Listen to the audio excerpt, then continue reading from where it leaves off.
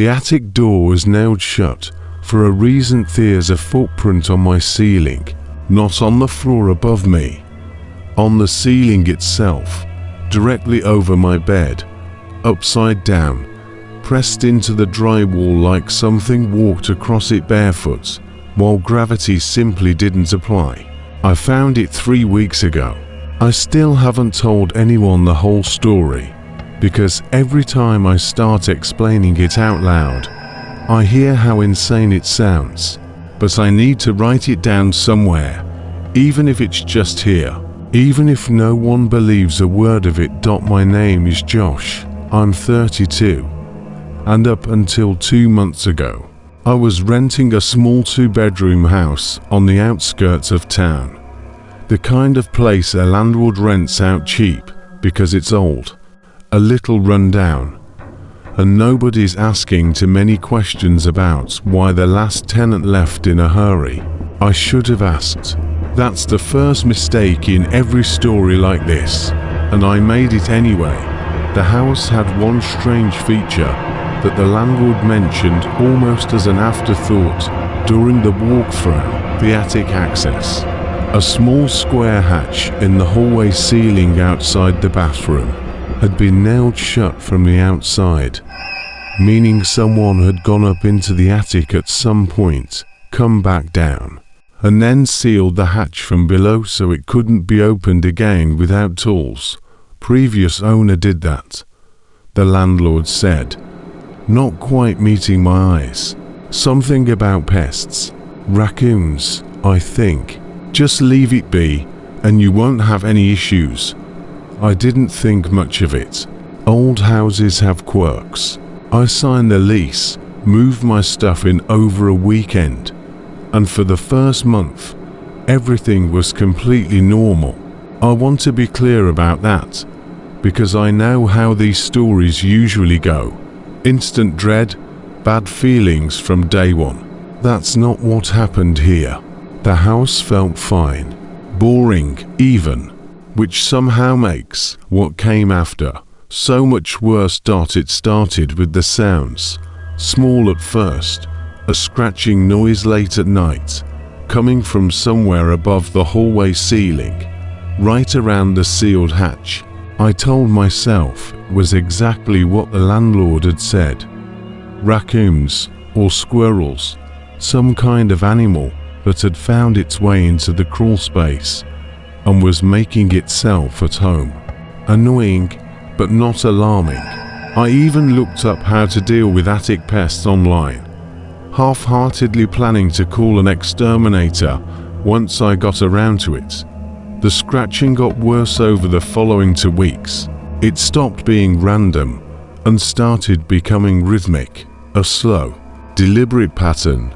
3 scratches, a pause, 3 scratches again, always around 11 at night, always from the same spot above the hallway. Animals don't usually keep a beat. I told myself I was imagining the rhythm, that my brain was pattern matching noise into something meaningful, because it was late and I was tired. But one night, lying awake listening to it, I counted along without meaning to, and the pattern held for almost 20 minutes straight.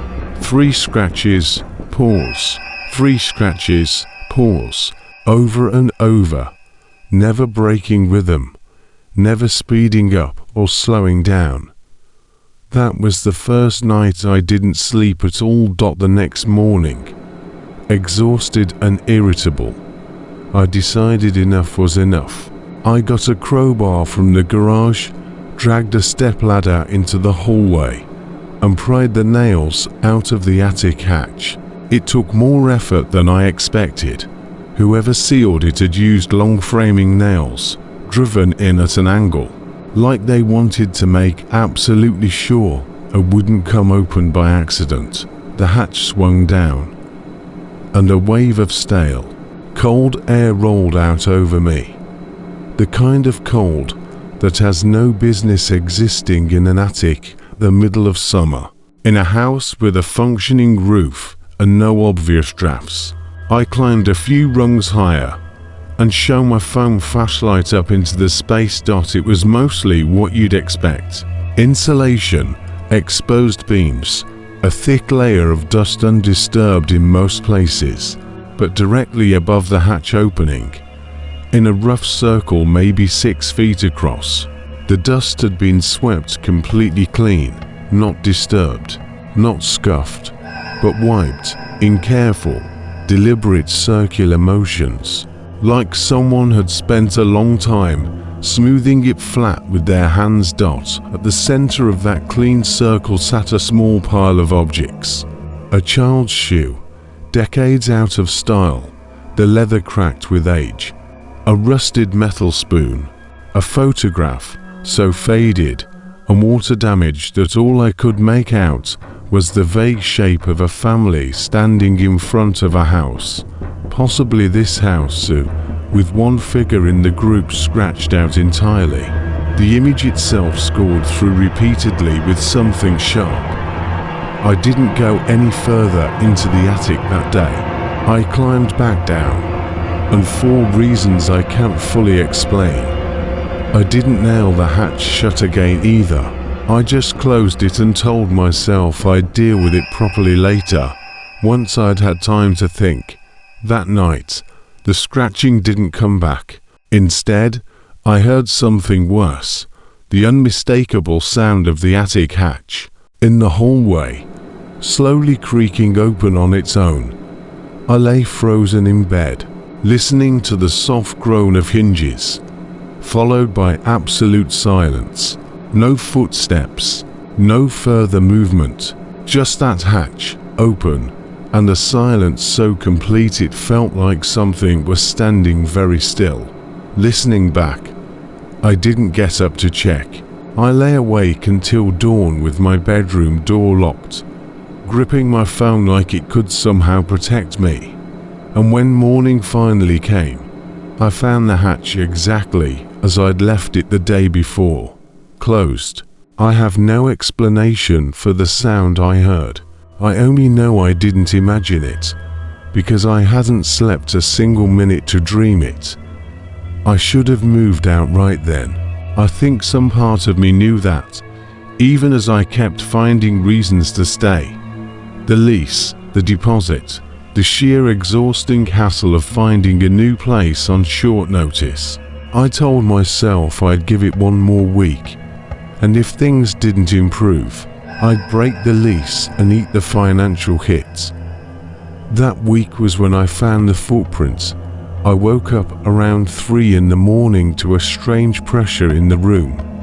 Not a sound this time, but a feeling, the specific sensation of being watched that every animal brain seems to recognize instinctively, long before the conscious mind catches up.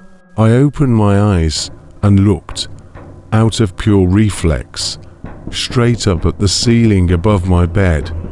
There was a footprint pressed into the drywall, a bare human footprint, roughly adult-sized, positioned as if someone had been standing directly above my bed, upside down, with their full weight pressing into the ceiling material without cracking or breaking through it. The print was clear enough that I could make out the individual toe marks, the arch, even faint creases in what would have been the ball of the foot. I don't remember screaming, but my throat was raw the next morning, so I probably did. I remember scrambling out of bed, backing into the corner of the room, staring up at that impossible mark on my ceiling until the sun came up and I could finally convince myself to move. I called out of work that day and spent the morning researching, trying to find some rational explanation. Water damage that resembled a footprint, some kind of settling in the dry wall, anything. I found nothing that matched what I'd seen. What I did find, eventually, after digging through old local news archives with increasingly specific search terms, was the house's history. 20-6 years earlier, a family had lived in that house, a mother, a father, and a 9-year-old boy. according to a short article I found archived from the local paper. The boy had gone missing one night and was never found. The parents divorced not long after. The house went up for sale, and it changed hands 3 more times over the following 2 decades, each set of owners staying only a year or 2 before moving on for reasons that were never publicly explained. There was a single detail buried near the end of the article that made my stomach drop. Investigators at the time had found evidence that the boy had, in the months before his disappearance, developed what the article vaguely called a fixation on the attic space, reportedly spending hours up there alone, despite his parents' attempts to discourage it. The article didn't elaborate further, and I couldn't find any follow-up piece explaining what, if anything, that detail had to do with his disappearance. I sat with that information for a long time, staring at the sealed, now unsealed, hatch in my hallway, putting together a story in my head that I desperately didn't want to be true. That night, I didn't sleep in my bedroom. I sat up on the living room couch instead, as far from that hallway as the small house allowed, and told myself that whatever was happening, distance would be enough to keep me safe until I could figure out my next move. Around 2 in the morning, I woke to the sound of the attic hatch creaking open again, followed, this time, by the unmistakable sound of something climbing down the ladder rungs I'd left extended from that morning. Slow, deliberate, 1 rung at a time, with long pauses between each step, as if whatever was climbing down was taking its time, unbothered by the hour, unbothered by the fact that I might hear. I lay on that couch, paralyzed, listening to those footsteps reach the hallway floor and then stop. Silence stretched out for what felt like minutes. Then, very softly, I heard something that will stay with me for the rest of my life. A child's voice, thin and distant sounding, calling out a name that wasn't mine. Daddy. I don't know how long I lay there, unable to move, unable to speak, listening to that small voice repeat the words more times, each time a little closer to the living room doorway. When I finally found the nerve to sit up and look, the hallway was empty. The attic hatch, visible from where I sat, hung open, black and silent, exactly as it had been left. I left the house that same night. I didn't pack anything beyond my laptop, my wallet, and the clothes on my back. I checked into a motel across town and didn't go back for 2 full days. And when I finally returned, with a friend, in broad daylight, both of us on edge the entire time, I grabbed only the essentials I couldn't easily replace and left the rest behind entirely. I broke the lease. I ate the deposit. I never went back for my furniture.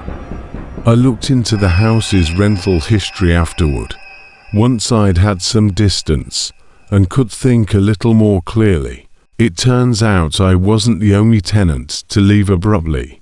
Every renter since the family with the missing boy has stayed less than 18 months, and at least 2 of them, according to old local forum posts I managed to dig up, left behind most of their belongings the same way I did, in a hurry, without explanation, without collecting a deposit that clearly wasn't worth going back for. The landlord never asked me why I left early. He just processed the lease break with unusual speed, almost like he'd been expecting it, and relisted the house within a week. I checked the listing recently, out of a morbid curiosity I can't fully justify. It's rented again. New tenants, according to the photos posted alongside the listing before it came down.